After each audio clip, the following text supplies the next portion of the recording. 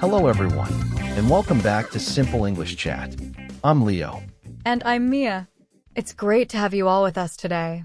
Today, we're going to talk about something many of you do every day, sending messages, but specifically, sending messages in English. Yes, it can be a little tricky sometimes, right? You want to practice your English, but you also want to be clear and friendly. Exactly. We get a lot of questions from our listeners about how to feel more comfortable when texting or sending emails in English. So, we thought we'd share our number one tip for messaging people in English. This is something we think is super helpful for everyone learning the language. Before we get to our big tip, let's talk a little about why messaging in English can be hard. Mia, what do you think is a common problem? Well, I think one common problem is worrying about making mistakes. People are often scared to write something wrong, so they don't write at all, or they write very short messages. That's a great point. It's natural to feel that way.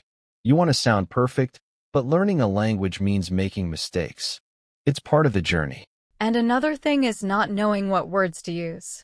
Sometimes you know the word in your own language, but you don't know the English word, or you're not sure if it sounds natural. Yes, and sometimes the tone can be hard.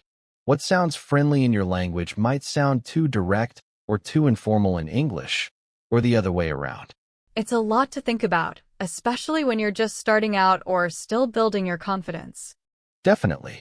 But messaging is a fantastic way to practice English because you have a little more time to think than when you're speaking. That's true. You can pause, think about your words, and even look something up if you need to. So, Mia, are you ready to share our number one tip? The thing we think everyone should remember when messaging in English? I am. Our number one tip for messaging in English is this: use simple sentences and common words. Yes, that's it. Keep it simple. Don't try to use very long, complicated sentences or big, fancy words. Think about it. When you message your friends in your own language, you probably don't use very formal or complex language, do you? No, you usually keep it clear and direct.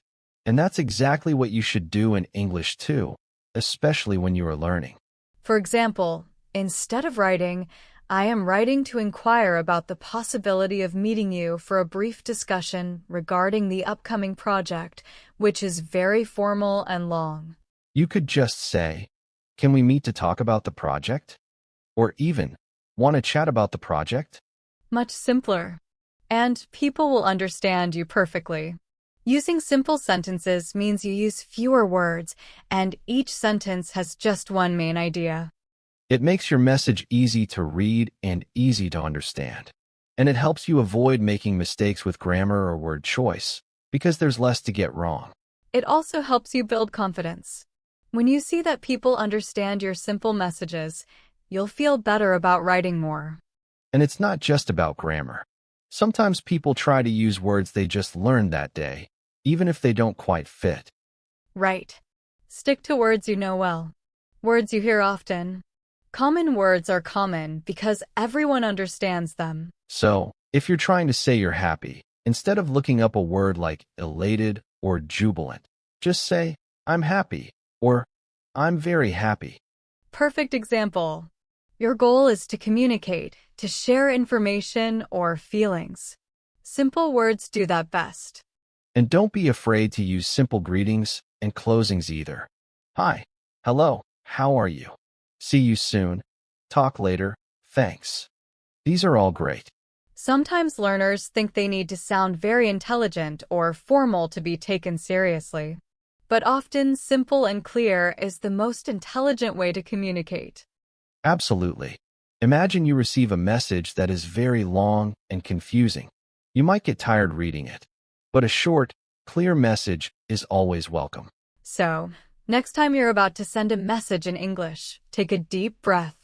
Think, can I say this in a simpler way? Can I use common words? And don't worry about being boring. Being clear is never boring.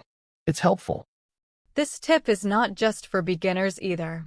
Even advanced learners can benefit from keeping their messages concise and easy to understand. It's a good habit for everyone. It makes communication smoother for both you and the person reading your message. So, that's our big tip for today. Use simple sentences and common words when messaging in English. We hope this helps you feel more confident and makes your English messaging a little easier. Before we go, let's quickly review some of the words we used today that might be new for some of you. Great idea, Mia. Okay, first we talked about tricky. Tricky means difficult or complicated. If something is tricky, it's not easy. Then we mentioned confidence. Confidence is the feeling that you can do something well. When you feel confident, you feel sure of yourself. Next, anecdotes. Anecdotes are short, interesting stories about a real person or event. We share anecdotes sometimes on the podcast. We also talked about tone. Tone is the way something sounds or feels, like if a message sounds friendly, formal, or angry. And finally, concise. Concise means saying a lot in just a few words. Short and clear. Fantastic. I hope those definitions are helpful for everyone listening. Thank you so much for joining us on Simple English Chat today. We love helping you learn English. We'll be back soon with more tips and chats about learning English. Until next time, keep practicing and keep it simple. Bye, everyone. See you.